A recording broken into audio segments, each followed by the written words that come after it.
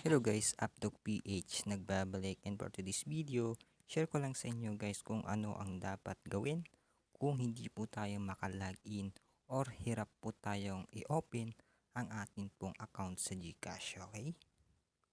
So katulad po ng nasa video guys, so nahirapan akong makapasok or laging sinasabi something went wrong.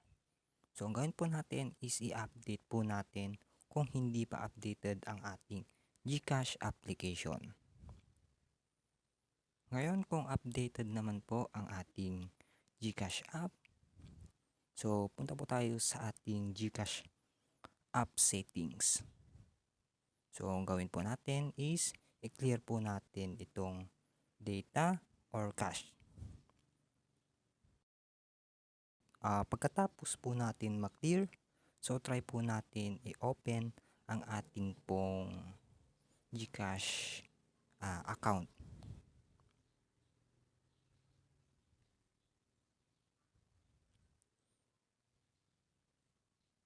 So as you can see, nakalagin na po tayo.